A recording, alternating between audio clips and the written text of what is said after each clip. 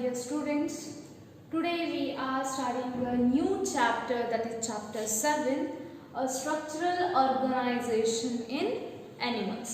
Okay, ಇದೊಂದು ಹೊಸ chapter ರೀ. Last chapter we are studying the animal kingdom. Okay, and next a new fresh chapter, that is structural organization in animals. In this chapter what we taught, ಈ chapter ಒಳಗೆ ನಾವೇನು ಕಲಿತೀವಿ ಅನ್ನೋಕ್ಕಿಂತ first ನಾವು basic ಥಿಂಗ್ಸಿಗೆ ಹೋಗ್ಬೇಕು. ಯಾಕ ನಾವು last class ಅಂದ್ರೆ last chapter ಒಳಗೆ ಏನು ಹೇಳಿದೆ, animal kingdoms which are based on the some organisation ಅಂತಂದ್ರೆ ಒಂದು cellular, unicellular, multicellular. Okay, in that we are consider as how it will be function by the digestive, nervous, circulatory, ಯಾವುದೇ system ತಗೊಂಡ್ರು ಅವು ಹೆಂಗೆ work ಮಾಡ್ತಾವ, that is also important. ಇದ್ರಾಗ first ನಾವು unicellular ತಗೊಂಡ್ವಿ ಅಂತಂದ್ರ, ಯುನಿ ಮೀನ್ಸ್ ಸಿಂಗಲ್ ಸೆಲ್. ಆ ಸಿಂಗಲ್ ಸೆಲ್ ಇಂದ ಏನಾಗುತ್ತೆ, ಆಲ್ ಫಂಕ್ಷನ್ ಕ್ಯಾರಿ ಔಟ್ ಆಗುತ್ತೆ ಅಂತ ನಾ ಹೇಳಿದ್ದೆ. ಆ ಟೈಪ್ ಆಫ್ ಲೆವೆಲ್ಗೆ ನಾವು ಏನಂತೀವಿ, ಸೆಲ್ ಲೆವೆಲ್ ಅಂತ ಕರಿತೀವಿ. ಓಕೆ, ಬಟ್ ನಾವು V are consider in a multicellular organism. if we are consider a multicellular organism, in that they are consist of several of cells, tissues, organ systems, right? ಅದನ್ನ ನಾವು last class ಒಳಗೆ ಕಲ್ತೀವಿ, ಹೌದಾ? Last chapter ಒಳಗೆ ನಾವು characteristics ಹೇಳುವ ಕಲ್ತೀವಿ. ಅದನ್ನ base ನಾವು ತಗೊಂಡ್ರ ಈಗ ಒಂದು ಸೆಲ್, ಈಗ ಫಾರ್ ಎಕ್ಸಾಂಪಲ್ ಒಂದು ಡೈಜೆಸ್ಟಿವ್ ಸಿಸ್ಟಮ್ ತಗೊಂಡಿ ಅಂತಂದ್ರ, that digestive system is not organised by all systems. It will be organized by cell. After these type of cells which will be organized into tissues, and that tissues which is become into organ, and both of multi of organs which are together, it will be form a one organ system. ಇದೇ ನಾವು ಸೆಲ್ಗಳು ಇದ್ದು ಕೂಡ್ಕೊಂಡು tissues ಆಗ್ತಾವ್ರಿ, ಅದ ಸಿಸ್ಟಮ್ದಲ್ಲೇ ಆ ಟಿಶ್ಯೂಸ್ಗಳು ಕೂಡ್ಕೊಂಡು ಏನಾಗ್ತಾವ, ನಮಗ ಒಂದು organ ಅನ್ನ ತಯಾರು ಮಾಡ್ತಾವ. ಆ ಆರ್ಗನ್ ಇಂದ ಏನಾಗುತ್ತೆ, ನಮ್ಗ ಆರ್ಗನ್ ಸಿಸ್ಟಮ್ಸ್ ಏನಾಗ್ತಾವ, ಫಾರ್ಮ್ ಆಗ್ತಾವ. Okay, but the basic thing is cell. Okay, but and that cell together to form a different types of tissues. We are considered as in an animal tissue. There are a different types of tissues based on their work. Based on their work, it will be classified into 4 types. Okay, ಅಂದ್ರೆ the one animal tissue. ನಾವಿಲ್ಲಿ cell ಒಳಗೆ ಏನಾಗುತ್ತೆ, these ಸೆಲ್ಗಳು together ಆಗಿ ಏನಾಗಿರ್ತಾವ, ನಮಗೆ tissues ಗಳು form ಆಗಿರ್ತಾವ. ಅವು ಏನ based on functions they are different. Okay, ಆ ಸೆಲ್ ಟಿಶ್ಯೂಸ್ ಮೇಲೆ ಏನು ಮಾಡ್ಯಾವ, ನಮ್ಮ ಥ್ರೂಔಟ್ ಟಿಶ್ಯೂ ಸಿಸ್ಟಮ್ಸ್ ನ ಏನು ಮಾಡ್ಯಾವ, ನಮ್ಮ ಕ್ಲಾಸಿಫೈ ಮಾಡ್ಯಾವ. ಓಕೆ, ಈ ಇವತ್ತಿನ ಕ್ಲಾಸ್ ಒಳಗೆ ಏನು ಮಾಡೋಣ, ಯಾವ ಟಿಶ್ಯೂಸ್ ಅದಾವ, ಟೋಟಲಿ ನಾವು ಎಷ್ಟು ಟಿಶ್ಯೂಸ್ಗಳನ್ನ ಈ ಚಾಪ್ಟರ್ ಒಳಗೆ ಸ್ಟಡಿ ಮಾಡಬೇಕು ಅನ್ನೋದನ್ನ ನೋಡೋಣ. Next video we will be study in detail. Okay, in that the first animal tissue which is based on a function. ನೆನ್ಪಿಟ್ಕೊಳ್ಳಿ, ಯಾವ ಬೇಸ್ ಮೇಲೆ ಇದನ್ನ ಕ್ಯಾರೆಕ್ಟರೈಸ್ ಮಾಡ್ಯಾರು, based on their function. Okay, ಅದ್ರೊಳಗ first epithelial tissue, connective tissue, muscular tissue and nerval ಅಥವಾ nerval tissue ಅಥವಾ nervous tissue. Okay, nerve tissue ಅಂತಾನೂ ಕರೀತಾರೆ. ಈಗ ನೋಡಿ, epithelial tissue, it is a basic tissue which organises cells. Okay, ಆ cells ಇಂದ ಏನಾಗುತ್ತೆ, absorption, and this type of a function will be carried out, and based on these epithelial tissue which is also consists mainly 2 types. ಯಾವ್ದ್ರಿ, ಅದರೊಳಗೆ 2 types ಮಾಡ್ತೀವಿ, simple epithelial tissue and last one compound epithelial tissue. This is classified by organization. ಅವು ಹೆಂಗ್ form ಆಗ್ಯಾವ ಅದರ ಮೇಲೆ ಏನು ಮಾಡಬೇಕನ್ನ classify ಮಾಡಬೇಕು. Okay, and these simple tissue which is carried out by the 4 types ಅದಾವ. ಯಾವ್ದು, ಸ್ಕ್ವಾಮಸ್, ಕ್ಯೂಬೋಯ್ಡಲ್ and ciliated, glandular. ಇವು ಸ್ಟ್ರಕ್ಚರ್ ಮೇಲೆ ಮಾಡ್ಯಾರ classification.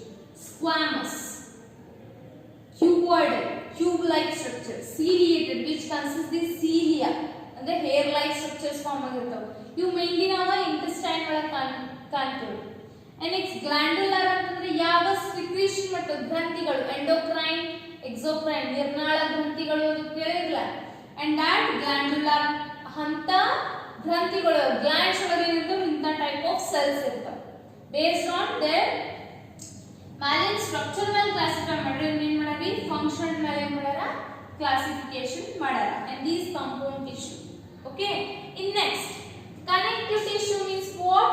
Which connects the two organs or which connects the two functioning systems. Okay, that type of tissue. Either functionality which helps to connect between the tissue, cells, organs or organ systems. Okay, other base ಮೇಲೆ ಮಾಡಿರೋವಾಗ loose connective tissue, dense connective tissue and last specialized connective tissue ಅಂತ 3 types ಮಾಡ್ಯಾರ.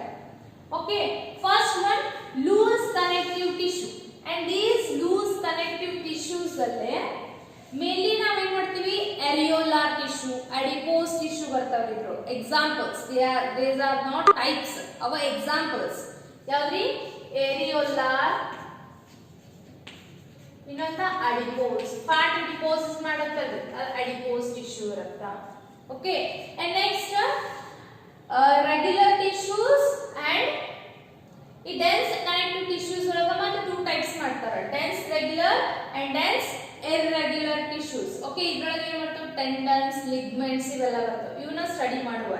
Okay, firstly ನಾವೇನ ಈ chapter ಒಳಗೆ ಎಷ್ಟು tissues ಗಳು ಮತ್ತೆ types confuse ಆಗತ್ರಿ. So ಇದನ್ನ ಸ್ಕಿಮ್ಯಾಟಿಕ್ಲಿ ಹಾಕೊಂಡು ಇಟ್ಕೊಳ್ಳಿ ಅಂತಂದ್ರೆ ಯಾವ ಟಿಶ್ಯೂ ಎದ್ರೊಳಗೆ ಬಂತು ಕ್ಲಿಯರ್ಲಿ ನಿಮಗೆ ತಿಳಿಲಿ ಅಂತಂದ್ರೆ ನಾನು ಏನು ಮಾಡಿದ್ನ ಹೋಲ್ ಚಾರ್ಟ್ ಹಾಕಿದ್ವಿ.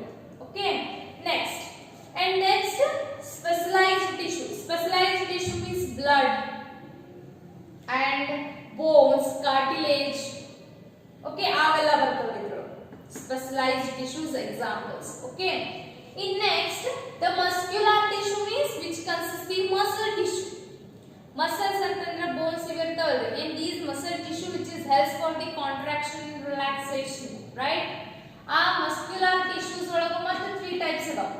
skeletal muscles ಅಂದ್ರೆ skeleton ಮೇಲೆ ಇರುವಂತ muscles, smooth muscles. Okay, these cartilage type of muscles. And next cardiac muscles. Cardiac means heart muscles. ಅದರೊಳಗೆ ಏನಾದ್ರು ಮತ್ತೆ 3 types ಇದಾವೆ. the skeleton, smooth tissue, cardiac muscles and last not the least the neural tissue. Neural tissue ಅಂತಂದ್ರೆ nervous system. Whole nervous system is made up of these nerval tissue or nerve tissue. Okay, dendrons ಬರ್ತಾವಲ್ಲ nerve cells. Okay, ಅದು most important ರೀ exam purpose. Okay, and this chapter is very important for your exam purpose. In next ಇದಾದ್ಮೇಲೆ ಏನಿರುತ್ತೆ chapter ಒಳಗ organisation of earthworm ಇರುತ್ತಾ, next frog ಇರುತ್ತಾ. Cockroach ಇತ್ತು ಅದನ್ನ ಡಿಲೀಟ್ ಮಾಡ್ಯಾರಿ. ಓಕೆ, and ಇದನ್ನ ನಾವು brief account of the earthworm and ಏನ್ ಮಾಡ್ತೀವಿ ಫ್ರಾಗ್ ದ ಡೈಜೆಸ್ಟಿವ್ ಸಿಸ್ಟಮ್ ಏನ್ ಮಾಡಬಹುದು ನಮ್ಮ ಸ್ಟಡಿ ಮಾಡ್ತೀವಿ ಈ ಚಾಪ್ಟರ್ ಒಳಗೆ. Okay, and next class we will be studied about the main epithelial tissue. main chapter ನ ಏನ್ ಮಾಡೋರಿ ಸ್ಟಾರ್ಟ್ ಮಾಡುವ. First main important, this chart will be very important for your exam purpose. ನೋಡ್ರಿ mainly ಇದ್ರ types ಅನ್ನ ಬಹಳ ಸಲ ಕೇಳಾರೆ, ಅದರ ಸಲುವಾಗಿ ಏನ್ ಮಾಡೇನ ನಾನು ಚಾರ್ಟ್ ವೈಸ್ ಹಾಕಿ ನಿಮಗೆ ಎಕ್ಸ್ಪ್ಲೈನ್ ಮಾಡಕತ್ತೇನೆ. Okay, and next we will be study the main type epithelial tissue. Okay, characteristics of epithelial tissue. What type of tissue is epithelial tissue? Okay, and these epithelial tissue we are commonly called as epithelium. They are commonly called as epithelium, and these epithelial cells which are compactly arranged. They are compact. Compact means ಏನಾಗಿರ್ತವ್ರಿ ಹತ್ತತ್ತಿಗೆ. Okay, present ಇರ್ತಾವ. ಮತ್ತೆ ಇನ್ನೊಂದೇನ್ರಿ, these are compactly packed with little intercellular matrix ಅಂತಂದ್ರ intercellular. Okay, cells ಒಳಗೆ ಏನಾಗಿತ್ತು intra means between, inter means within.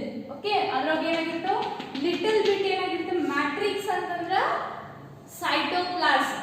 Okay, little bit cytoplasm ನಿಮಗೆ ಏನಾಗಿರುತ್ತಾ cover ಆಗಿರುತ್ತಾ. Okay, ಇದರೊಳಗೆ mainly ಏನಾದ್ರು 2 types ಇದಾವೆ, simple and compound.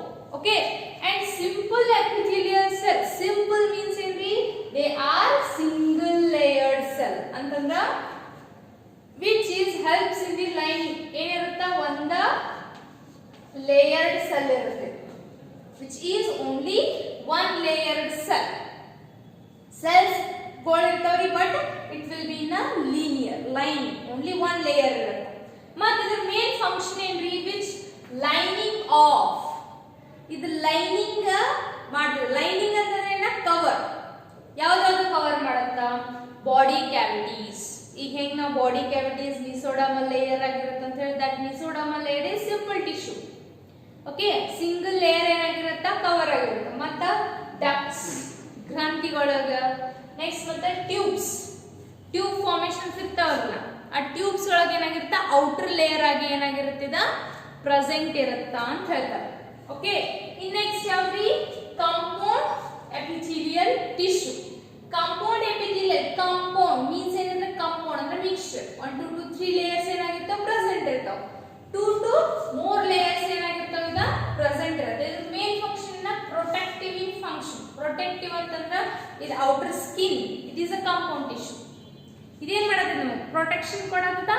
And that like the main whole skin which is made up of our compound tissue. ಅರ್ಥ ಐತ್ರಿ? ಇವೇನ types. ಇನ್ನ mainly simple epithelial tissues ಒಳಗ mainly ಮತ್ತೆ ಏನ್ ಮಾಡಿದ್ರಿ, 4 ಟೈಪ್ಸ್ ಇದ್ವಾ. ಯಾವ್ಯಾವ, ಸ್ಕ್ವಾಮಸ್, ಕ್ಯೂಬಾಯ್ಡಲ್, ಸಿಲಿಯೇಟೆಡ್, ಗ್ಲ್ಯಾಂಡುಲರ್. ಅವನ್ನ ಒಂದೊಂದಾಗಿ ಸ್ಟಡಿ ಮಾಡುವ. Okay,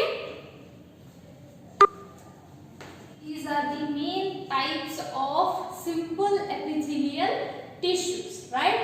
In that, first one, squamous epithelial cell or squamous epithelium tissue, which consists ಏನಾಗಿರ್ತಾವ್ರಿ, single thin layers of flatten ಅಂದ್ರೆ ಚಪ್ಪಟೆಯಾದಂತ ಏನಾಗಿರ್ತಾವ ನಮ್ಗ ಸೆಲ್ಸ್ ಇರ್ತಾವ ವಿತ್ ಇರ್ರೆಗ್ಯುಲರ್ ಅಂತಂದ್ರ ಈಗ ಹೆಂಗ್ ಅಮೀಬಾಕ್ಕೆ ಒಂದು ಪರ್ಟಿಕ್ಯುಲರ್ ಶೇಪ್ ಇರಲ್ಲ, ಹಂಗ ಇದ್ರ ಬೌಂಡ್ರಿಗೂ ಏನಿರುವುದಿಲ್ಲ, ಹಿಂಗ ಶೇಪ್ಸ್ ಇರುವುದಿಲ್ಲ.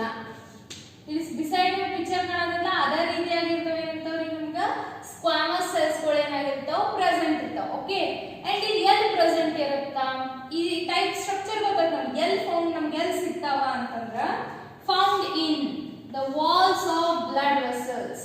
The walls of blood vessels ಅಂತಂದ್ರ ಬ್ಲಡ್ ನ ಕ್ಯಾರಿ ಮಾಡುವಂತ ವೆಸಲ್ಸ್. ಓಕೆ, ಆ ಬ್ಲಡ್ ವೆಸಲ್ಸ್ ಏನಾಗಿರ್ತಾವ್ರಿ, ವಾಲ್ ಅಂದ್ರೆ ಇವು ಬ್ಲಡ್ ವೆಸಲ್ಸ್ ಅಂದ್ರೆ ಈ ವಾಲ್ ಎದ್ರಿಂದ ಆಗಿರ್ತೈತ್ರಿ, ಸ್ಕ್ವಾಮಸ್ ಎಪಿಥೆಲಿಯಂ ಸೆಲ್ಸ್ ದಿಂದ ಏನಾಗಿರುತ್ತಾ, ಫಾರ್ಮ್ ಆಗಿರುತ್ತಾ. Next, air sac of lungs. Air sac ಅಂತಂದ್ರೆ ಅಲ್ವಿಯೋಲೈ, ಗಾಳಿ ಚೀಲ ಅಂತಿರ್ಲ ನೀವು, ಆ ಗಾಳಿ ಚೀಲದ ವಾಲ್ ಏನಾಗಿರುತ್ತೆ, ಈ ಸ್ಕ್ವಾಮಸ್ ಎಪಿಥೆಲಿಯಲ್ ಸೆಲ್ಸ್ ದಿಂದ ಏನಾಗಿರುತ್ತೆ, ನಮಗ ಫಾರ್ಮ್ ಆಗಿರುತ್ತಾ ಅಂತ ಹೇಳ್ತಾರೆ. ಇವು functions and their location is very important. ಅವು ಎಲ್ಲಿ ಪ್ರೆಸೆಂಟ್ ಇರ್ತಾವ ಮತ್ತು ಅದರ ಫಂಕ್ಷನ್ ಏನು ಭಾಳ ಇಂಪಾರ್ಟೆಂಟ್ ರೀ. ಇಷ್ಟು ಸೆಲ್ ಈಗ ಎಷ್ಟು ನಾನು ನಿಮಗೆ ಕ್ಲಾಸಿಫಿಕೇಶನ್ ತೋರಿಸಿದ್ನಲ್ಲ, ಅಷ್ಟು ಸೆಲ್ಸ್ ದ ಫಂಕ್ಷನ್ಸ್ ಭಾಳ important for your exam purpose. Okay, next ಇದ್ರ ಫಂಕ್ಷನ್ಸ್ ಏನ್ ಮಾಡುತ್ತೆ, ಡಿಫ್ಯೂಷನ್ ಮಾಡುತ್ತೆ. Diffusion means what, which is ನೋಡ್ರಿ, body wall helps for exchange. Diffusion ಅಂತಂದ್ರೆ ಏನ್ರಿ, which is helps for the higher concentration to lower concentration molecule move ಆಗಕ್ಕೆ ಏನಾಗ್ತದ, help ಮಾಡುತ್ತಾ, which is the boundaries of diffusion. ಅರ್ಥ ಐತ್ರಿ? This is squamous. Squamous ಒಳಗೆ ಏನೇನು ಇಟ್ಕೋಬೇಕು, it is thin layer and ಫ್ಲಾಟೆಂಡ್ ಇರುತ್ತಾ, ಇರ್ರೆಗ್ಯುಲರ್ ಏನಾಗಿರುತ್ತೆ, ಬೌಂಡ್ರೀಸ್ ಇರ್ತಾವು. ಮತ್ತು ಎಲ್ಲಿ ಪ್ರೆಸೆಂಟ್ ಇರುತ್ತಾ ಅಂತಂದ್ರೆ wall of blood vessels and the wall of air sac of lungs ಅಂದ್ರೆ ಅಲ್ವಿಯೋಲೈ ಆಫ್ ಲಂಗ್ಸ್. ಗಾಳಿ ಚೀಲದ ವಾಲ್ ಎದರಿಂದ ಆಗಿರುತ್ತೆ, ನಮ್ಗೆ ಸ್ಕ್ವಾಮಸ್ ಎಪಿಥೆಲಿಯಲ್ ಸೆಲ್ಸ್ ನಿಂದ ಏನಾಗಿರುತ್ತಾ, ಫಾರ್ಮ್ ಆಗಿರುತ್ತಾ. ನೆಕ್ಸ್ಟ್ ಟೈಪ್ ಯಾವ್ದು, ಕ್ಯೂಬಾಯ್ಡಲ್. ಕ್ಯೂಬಾಯ್ಡಲ್ ಯಾಕಂತಾರೆ ಇದಕ್ಕ, ದ ಸೆಲ್ ಸಿಂಗಲ್ ಲೇಯರ್ ಇದ್ರು ಏನಾಗಿರ್ತೈತೆ, ಕ್ಯೂಬ್ ಲೈಕ್ ಏನಾಗಿರ್ತಾವ, ನಮಗ ಸೆಲ್ ಸ್ಟ್ರಕ್ಚರ್ ಇರ್ತೈತಿ. ಓಕೆ, ಅಲ್ಲಿ ಸ್ಟ್ರಕ್ಚರ್ ಕಾಣಿಸುತ್ತಲ್ಲ, ಅದರ ಹಿಂದೆ ಏನಾಗಿರ್ತಾವ, ಅದ್ರದ ಸೆಲ್ಸ್ ಇರ್ತಾವ. ಓಕೆ, ಇನ್ ನೆಕ್ಸ್ಟ್ ಇವ್ ಎಲ್ಲಿ ಫಂಕ್ಷನ್ ಎಲ್ಲಿ ಇರ್ತಾವ, mainly which is present in a ducts. Duct ಅಂತ ಹೇಳಿಲ್ಲ, ಕ್ಯಾರಿ ಡಕ್ಟ್ ಅಂದ್ರೆ ಪೈಪ್.